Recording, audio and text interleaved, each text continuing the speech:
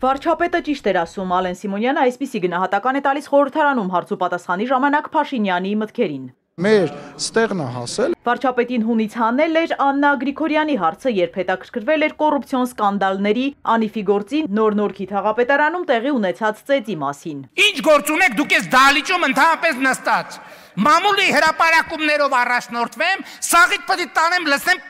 ածեի պատվալը։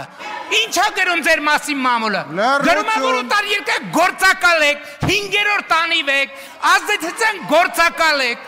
մամուլը։ Մամուլի գրակների նստեք տեղները ձեններդ կտրեք, ներվերս էլ չուտեք։ Ասի վերնգի տեղը տասի, ներվերս չուտես։ Փաշինյանը հեռացավ ամբիոնից, բայց չհանդարտվեց։ Տեղից սկսեց գոռալ ընդդիմության վրա, նաև վիրավորել։ Վեճին խառնվեց նաև Ալեն Սիմոնյանը, որին նյարդայնացրել էր Քրիստինե Վարդանյանի դուով դիմելաձևը վարչապետին։ Դույով չխոսած, դուրս կշպրտեմ քեզ այս դահլիճից։ Դուրս կշպրտեմ քեզ։ Մեկ օր հետո արդեն ազգային ժողովի նախագահը լրագրողներին բացատրում է, թե ինչ դժվար է նստել ու այդ ամենը հանգիստ լսել, մարդ են մսից ու արյունից։ Նիկոլ Փաշինյանը 2 անգամ ընդդիմադիրներին անվանել ցամբալ, ում էր ասում եւ արդյոք պետք է ներողություն չխնդրի այս հայտարարության համար։ Ես կարծում եմ, որ ընդդիմադիրները պետք է ներողություն խնդրեն, որովհետև այդ ամեն ինչը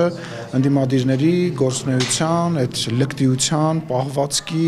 հետևանք է։ Աննա Գրիգորյանի համար Փաշինյանի այսքան բուռն արձագանքն անսպասելի էր։ Ավելի սուր ելույթներ էլ է ունեցել, բայց պատասխանն այլ է եղել։ Ամեն անգամ, երբ փոքր ինչ հիշատակում ես կոռուպցիոն որևէ սխեմա, այո, Նիկոլ Փաշինյանը այսպես ճտիկը միանում է ու սկսում է գոռգռալ, որովհետև ինքը լավ է հասկանում։ 7 տարի առաջ եկել ասում էր ժողովուրդ գալիս եմ իշխանության, որպեսզի այլևս կոռուպցիա չլինի,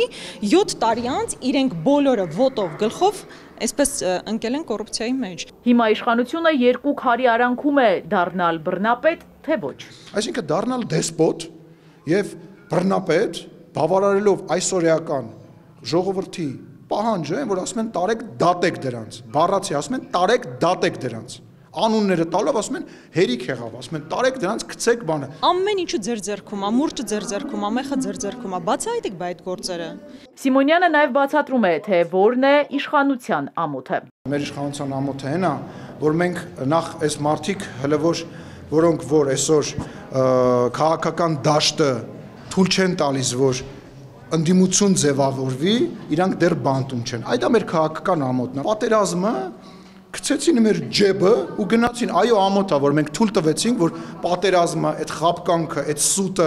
գցեցին մեր ջեբը ու իրանք թռան։ Գլխավոր դատախազը, որը խորհրդարանում էր նախորդ տարվա գործունեության հաղորդմամբ, խուսափեց գնահատական տալ Փաշինյանի պահվածքին։ Գլխավոր դատախազը քաղաքական հայտարարություններ չի անում եւ քաղաքական գնահատականներ չի տալիս։ Դուք այլևս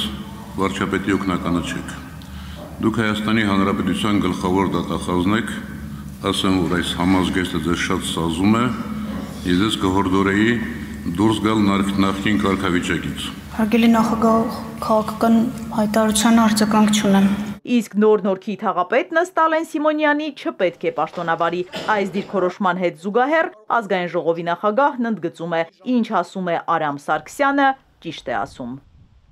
Իզաբելլա Հովհաննիսյան, Հարություն Հովսեփյան, Էպիկենտրոն։